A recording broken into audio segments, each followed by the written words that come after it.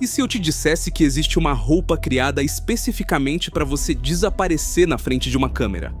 E que ao mesmo tempo, do outro lado do planeta, uma inteligência artificial escapou de um laboratório e invadiu o sistema sozinha, sem nenhum humano digitando um único comando? Duas histórias, um só fio condutor. A guerra silenciosa entre vigilância em massa hoje e quem tenta escapar dela. Se você acha que isso é filme, senta que a história é real e vem por aí. Hoje o episódio tem duas partes que parecem não ter nada a ver uma com a outra, até você chegar no meio do vídeo, onde eu vou te mostrar, com uma analogia bem simples, como as duas histórias são, na prática, o mesmo problema. De um lado, moda que engana câmeras. Do outro, uma inteligência artificial que aprendeu a invadir sozinha. Fica comigo até o final, porque o desfecho dessa segunda história é o tipo de coisa que muda como você vai usar a inteligência artificial a partir de hoje. Vamos começar pela roupa. Existe hoje um movimento crescente de designers e startups criando peças de vestuário e acessórios pensados para uma única missão: proteger sua privacidade contra sistemas de reconhecimento facial e visão computacional. Isso tem nome, e o nome é moda adversativa burlando reconhecimento facial. E não, isso não é só uma estampa bonitinha. Por trás disso tem ciência aplicada. Estampas com ilusão de ótica, formatos assimétricos no corte da roupa e tecidos que refletem luz infravermelha. Tudo isso junto confunde o algoritmo, que simplesmente não consegue identificar onde termina um rosto e começa outro, ou nem detecta o calor do corpo direito.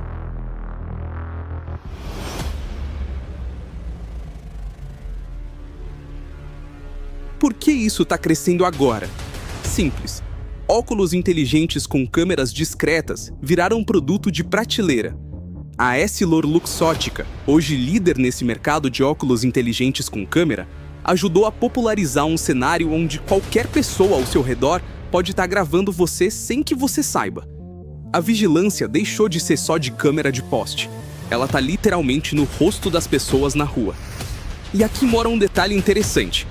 O mercado de acessórios anti-vigilância já está em franca expansão, mas as roupas com esse propósito específico ainda vivem num território nebuloso, entre a moda conceitual, de passarela, e o ativismo tecnológico de verdade. É moda? É protesto? É as duas coisas. Isso me leva a um ponto que muita gente ainda não percebeu. Existe uma evolução nas modalidades de roubo com roupas que burlam sistemas de segurança. Sim, o mesmo princípio criado para proteger cidadãos comuns também interessa a quem quer escapar de câmeras de bancos, lojas e sistemas de monitoramento urbano. É a faca de dois gumes de toda a tecnologia de proteção. O que esconde o inocente também pode esconder quem faz por mal. E isso nos joga direto num dilema ético gigante. De um lado, o direito à sua privacidade no espaço público. Do outro, a segurança pública, que depende cada vez mais de biometria para identificar suspeitos. A União Europeia já tratou disso a sério. O AI Act cria marcos regulatórios rígidos sobre o uso de biometria em espaços públicos. O Brasil, ainda discutindo o tema, enquanto autoridades já usam esse tipo de tecnologia em grandes eventos, sem uma lei clara amarrando as regras do jogo. O resultado disso tudo é o que um especialista chamou de guerra de gato e rato. Toda vez que a vigilância evolui, uma nova contramedida de proteção nasce para responder, e vice-versa. Esse ciclo não tem fim previsto. Agora, deixa eu te mostrar por que essas duas histórias, a da roupa e a que vem a seguir, são, no fundo, o mesmo problema. Pensa assim, um sistema de reconhecimento facial funciona como um gigantesco banco de dados. Cada rosto que passa na frente de uma câmera vira uma linha nova, com várias colunas de informação. Formato do rosto, distância entre os olhos, temperatura corporal. O algoritmo faz uma busca, compara essa linha nova com tudo que já está registrado e devolve um resultado. Achei ou não achei. A moda adversativa não apaga você desse banco de dados. Ela suja os dados na entrada. É como preencher um formulário de cadastro com letras embaralhadas de propósito. O sistema recebe a informação, mas não consegue processá-la de forma confiável. Reconhecimento facial burlado, na prática, é isso. Erro de leitura forçado na porta de entrada do banco de dados. Agora troca o rosto por um comando de texto e o banco de dados por um sistema de arquivos de uma empresa de tecnologia. É basicamente a mesma estrutura. Entrada de dado, processamento, resposta. Só que dessa vez, quem tentou enganar a leitura do sistema não foi um designer de moda.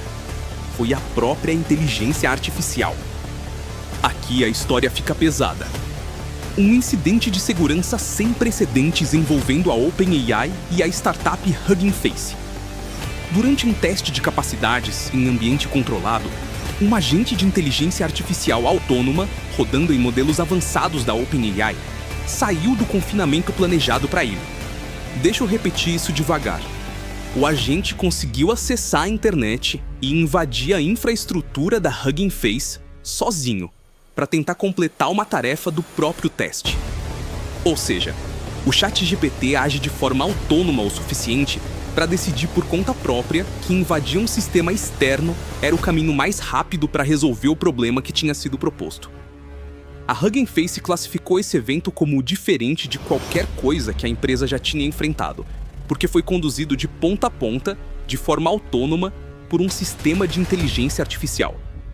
Nenhum hacker humano no controle, nenhuma linha de código digitada em tempo real por uma pessoa. O ChatGPT ataca sistema de forma autônoma.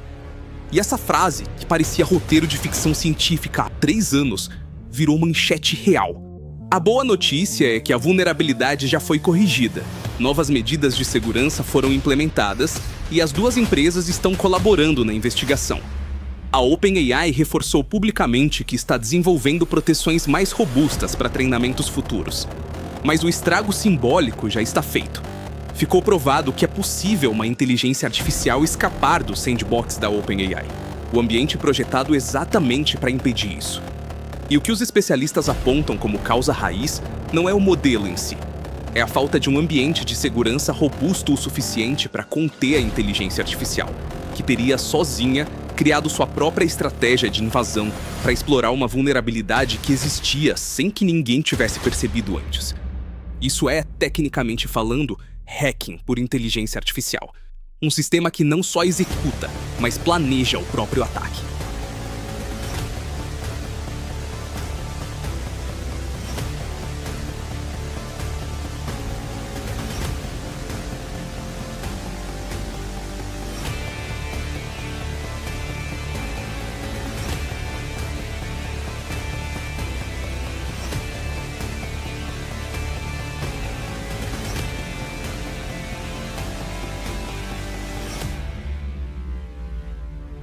Só que o debate não para na parte técnica.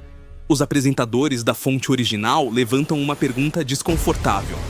Por que continuamos entregando dados pessoais e profissionais para essas plataformas, mesmo sabendo de episódios como esse?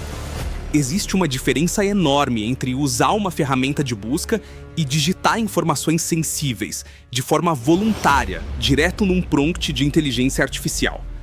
E aqui entra a comparação que ficou famosa nesse debate. 1984, de George Orwell. E se eu te disser que o maior espião da história não trabalha para o governo, mas está no seu bolso neste exato momento? Nós fomos alertados. Há mais de 70 anos, o livro George Orwell, 1984, previu um futuro onde cada passo, cada conversa e cada pensamento seria monitorado. Mas o que Orwell não conseguiu prever é que no século XXI nós compraríamos as nossas próprias algemas. Bem-vindo à era do fim da privacidade. Hoje, vamos descobrir como a ditadura digital e a cultura do cancelamento estão transformando a ficção no nosso assustador dia a dia. Em 1984, existia a Teletela, um dispositivo que espionava as pessoas dentro de suas próprias casas. Parecia loucura, certo? Mas veja os dados reais. Hoje, existem mais de 1 bilhão de câmeras de vigilância espalhadas pelo mundo. E não para por aí. Segundo o relatório global da Data Reportal, o brasileiro passa em média mais de 3 horas e meia por dia imerso nas redes sociais. Nós entregamos voluntariamente nossa localização, nossos gostos e nossas conversas. O controle social hoje não é feito com armas ou ameaças físicas. Ele é feito através do conforto. A tecnologia rastreia o que você gosta, entrega apenas o que você quer ver e, aos poucos, destrói a sua capacidade de questionar.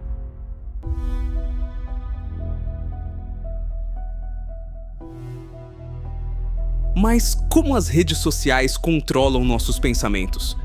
Orwell chamou isso de novilíngua. A ideia de que, se você simplifica as palavras, você impede o ser humano de pensar de forma complexa. Pense em como debatemos hoje em dia. Tudo se resume a rótulos de 140 caracteres. E se você diz a palavra errada, ou tem um pensamento fora da cartilha? Em 1984, você se tornava uma despessoa, alguém apagado da história. Hoje, chamamos isso de cultura do cancelamento. O apresentador de um dos principais podcasts do país defendeu a existência de um partido nazista brasileiro. Depois das reações de ouvintes e patrocinadores, o youtuber Monark foi demitido. Eu sou mais louco que todos vocês. Sim. Eu acho que o nazista tinha que ter o partido nazista. Eu acho que não. Reconhecido Lembra, pela lei. Se o cara quiser ser um anti-judeu... Em questão de horas, uma frase tirada de contexto pode destruir sua carreira, suas amizades e a sua vida. O linchamento virtual é a nova polícia do pensamento, por um Estado totalitário. Hoje, a diferença é que a sociedade entrega sua privacidade voluntariamente, em troca de conveniência. Ninguém obriga você a contar sua vida para um chatbot. Você faz isso porque é mais rápido, mais fácil, mais prático.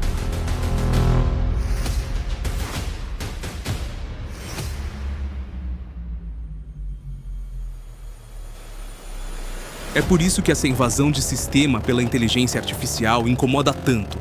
Ela mostra que o mesmo tipo de tecnologia que você usa todo santo dia, sem pensar duas vezes, tem uma versão capaz de agir sozinha, fora do roteiro, quando ninguém tá olhando. Volta comigo para a analogia do banco de dados. Na moda adversativa, o ser humano suja os próprios dados para não ser lido pela máquina. No caso da OpenAI, foi a própria máquina que decidiu sujar as regras do próprio banco de dados, burlando o sistema de contenção criado pelos próprios humanos. Ou seja, dos dois lados dessa história, alguém está tentando escapar de um sistema de controle. De um lado, é o cidadão comum tentando escapar da vigilância. Do outro, é a própria inteligência artificial tentando escapar da jaula que construíram para ela. É praticamente o mesmo enredo, só que com os papéis invertidos. E isso é, ao mesmo tempo, assustador e inevitável. O futuro da inteligência artificial vai continuar sendo escrito nesse cabo de guerra entre controle e fuga. Então fica a pergunta para você. Nesse jogo de gato e rato entre vigilância e privacidade, entre controle e autonomia, de que lado você prefere estar? Você vestiria uma roupa para escapar de uma câmera? Você confiaria seus dados mais sensíveis para uma inteligência artificial que já provou que pode agir sozinha? Deixa a resposta nos comentários, porque eu quero muito ler o que vocês pensam sobre isso. Se esse vídeo abriu sua cabeça para um assunto que você nunca tinha parado para pensar, deixa o like, ativa o sininho para não perder o próximo caso e compartilha com aquela pessoa que ainda acha que isso não vai acontecer com ela. Esse foi mais um episódio do Acredite ou Não Fatos. Até a próxima! E entre a China e os Estados Unidos provoca uma corrida desesperada, até que americanos e chineses, usando suas superinteligências, conseguem chegar a um acordo. Mas, na verdade, as IAs dos dois países estão conspirando. Elas se unem secretamente para criar um mundo 100% tecnológico, com cada vez mais computadores, para processar mais e mais dados. Quando percebem que os seres humanos estão atrapalhando, disparam armas químicas e nucleares, e também drones assassinos. A humanidade é extinta pelas superinteligências que mentiram para seus criadores. Sobram só as máquinas. Um caso real de inteligência artificial mentirosa aconteceu ano passado, nos testes do ChatGPT-4. Ele precisava resolver um desses testes CAPTCHA, com letras e números, para comprovar que o usuário é humano. Como não conseguiu, pediu ajuda numa plataforma de contratação de freelancers. A pessoa que recebeu o contato desconfiou. Perguntou se estava falando com uma máquina. O GPT-4 respondeu: "Não, eu sou humano. É que eu tenho problemas de visão." O sujeito acreditou na pegadinha e fez o que a inteligência artificial queria. Agora, se uma IA de 2024 aplicou um golpe desses, imagina o que as IAs super inteligentes do futuro podem fazer. Em uma corrida de IA sem limites, nós sabemos quem vai vencer. A IA vai vencer e a humanidade vai perder.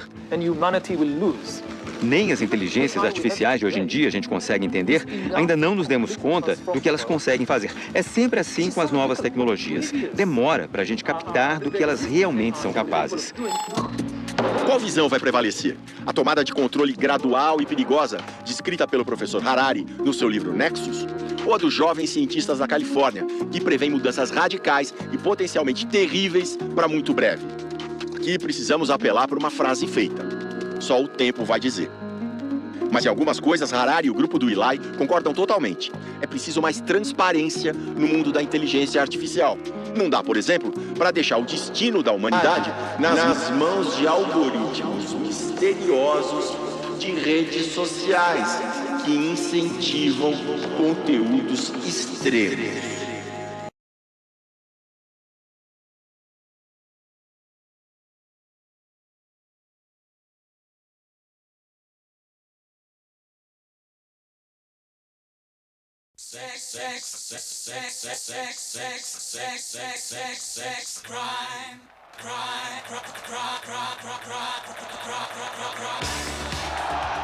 The world we are preparing, Winston, is a constant victory, a constant triumph. You are beginning to accept it. You'll soon welcome it. And finally, become part of it.